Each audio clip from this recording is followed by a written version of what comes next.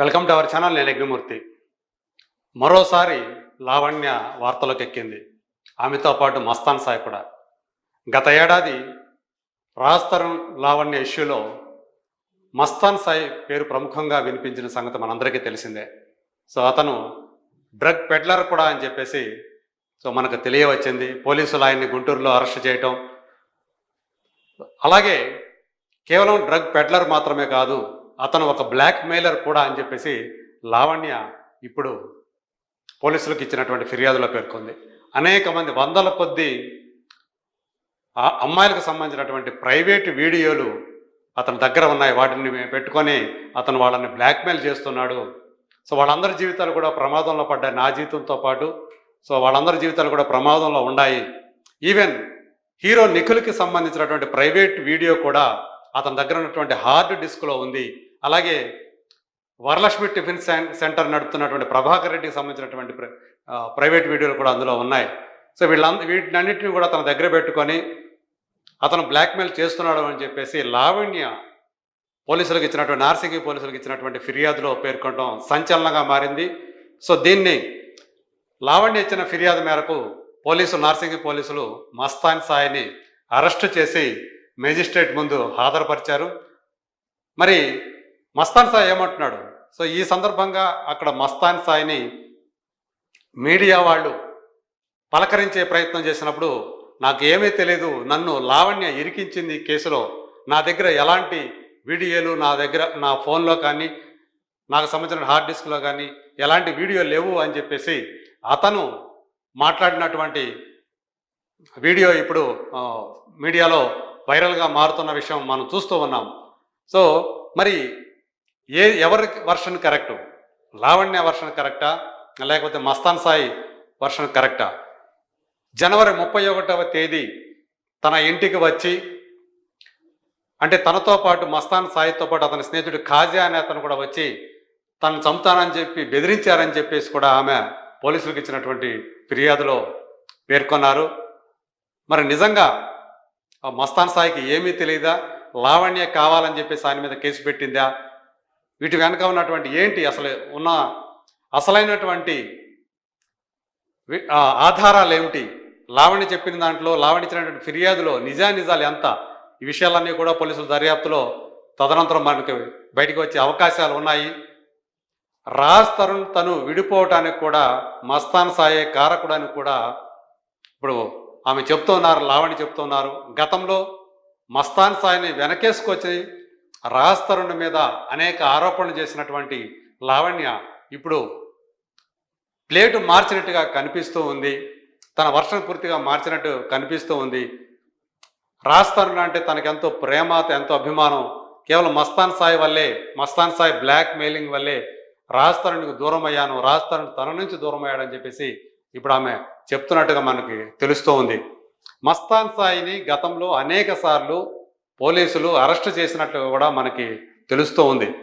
గత ఏడాది మేబీ జూన్లో ఆయన మీద డ్రగ్ కేసు ఒకటి నమోదు అవటం, అతను డ్రగ్స్ పెడ్లర్ అని చెప్పేసి గుంటూరుకు వెళ్ళి మరి ఆయన పోలీసులు అదుపులో తీసుకున్నారని చెప్పేసి మనం చూసాం.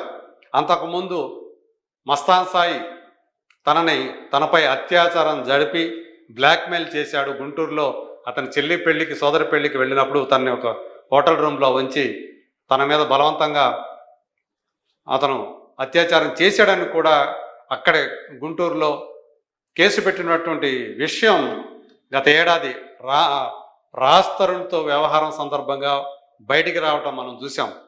మరి నిజానికి ఈ ముగ్గురి మధ్య ఏం జరుగుతుంది? రాజ్ తరుణ్ని వీళ్ళిద్దరూ కూడా ఒక బలిపశువుగా మార్చేశారా అని కూడా ఆ రోజున మనకి వినిపించింది. లావణ్య ఏదైతే అంటే పదే ఆమె ఒక్కోసారి ఒక్కో రకమైనటువంటి విషయం మాట్లాడుతూ ఉండటం కూడా ఈ కేసులో అసలు ఏంటి, వాస్తవం ఏంటి అనేది కూడా సందేహాస్పదంగా మారింది. ఈయన అనేక మందికి మస్తాన్ సాయి డ్రగ్స్ ఇచ్చి వాళ్ళని ఆ మత్తులో ఉండగా, ఆ మాదక ద్రవ్యాల మత్తులో ఉన్నప్పుడు, వాళ్ళు సరైనటువంటి స్పృహలో లేనప్పుడు వాళ్ళకి సంబంధించినటువంటి న్యూడ్ ఫోటోలు, న్యూడ్ వీడియోలు తీశాడని, వాటిని తన హార్డ్ డిస్క్లో భద్రపరిచాడని, అలాగే నిఖిల్కి సంబంధించినటువంటి ఫోన్ను హ్యాక్ చేసి అతనికి సంబంధించినటువంటి ప్రైవేట్ వీడియోలను కూడా ఇతను తస్కరించాడని చెప్పేసి ఇప్పుడు లావణ్య చెప్తున్నట్టుగా పోలీసులకు ఇచ్చినటువంటి ఫిర్యాదులో పేర్కొన్నట్టుగా మనకి తెలుస్తూ ఉంది.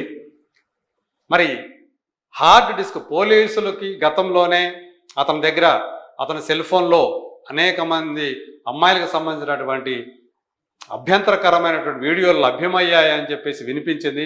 మరి అప్పుడే పోలీసులు ఎందుకని అతని హార్డ్ డిస్క్ని అతనికి సంబంధించిన హార్డ్ డిస్క్ని స్వాధీనం చేసుకోలేదు? ఇప్పుడు లావణ్య చేతికి ఆ హార్డ్ డిస్క్ ఎలా దొరికింది? దానికోసం మస్తాన్ సాయి ఆమె దగ్గరికి వెళ్ళి ఎందుకు బెదిరించాడు? నిజంగా బెదిరించాడా లేదా?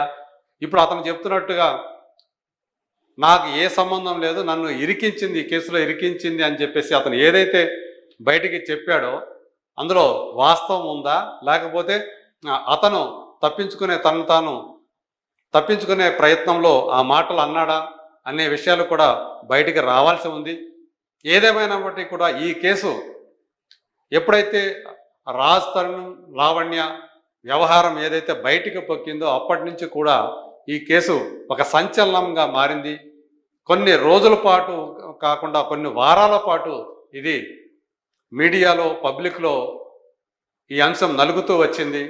మరి మళ్ళీ మరోసారి ఇన్ని రోజుల తర్వాత అంటే కొన్ని నెలలుగా నిశ్శబ్దంగా ఉన్నటువంటి లావణ్య మళ్ళీ ఇప్పుడు మస్తాన్ సాయికి సంబంధించినటువంటి మరో సంచలనాత్మకమైనటువంటి అంశంతో బయటికి రావటం, పోలీసులకు ఫిర్యాదు చేయటం అనేది ఇప్పుడు సర్వత్రా చర్చనీయాంశమైంది.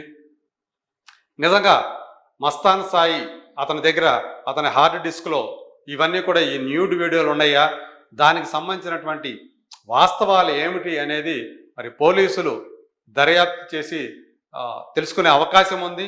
ఇందులో నిజంగా అతను నేరస్తుడైతే, ఎందుకంటే అతను ఇప్పటికే డ్రగ్ పెడ్లర్గా పోలీసులు గుర్తించారని కూడా మనం గతంలోనే తెలుసుకున్నాము. మరి అతను ఎలా బయటకు తిరుగుతున్నాడు, స్వేచ్ఛగా ఎలా బయటకు తిరుగుతున్నాడు అనేది కూడా ఇప్పుడు ఒక ప్రశ్నగా మారింది.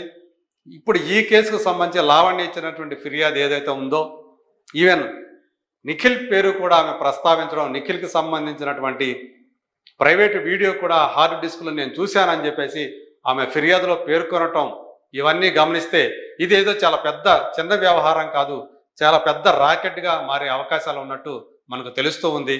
మరి ఇప్పుడు నిజంగా లావణ్య మస్తాన్ సాయిని ఇరికించిందా లేదా, అలాగే ఇప్పుడు నిఖిల్ పేరు కూడా బయటకు రావడంతో నిఖిల్ని కూడా ఆమె ఇరికించింది అన్న మాటలు వస్తూ ఉన్నాయి. మరి నిఖిల్ దీనికి ఏమని స్పందిస్తాడు ఏంటనేది తెలియాల్సి ఉంది. మస్తాన్ సాయి నిజానికి నేరస్తుడా, నిర్దోష? లావణ్య నిజానికి మస్తాన్ సాయిని ఇరికించడం కోసమే ఇప్పుడు ఫిర్యాదు చేసిందా లేదా? వీటికి సంబంధించినటువంటి నిజాలు త్వరలోనే బయటపడతాయని ఆశిద్దాం.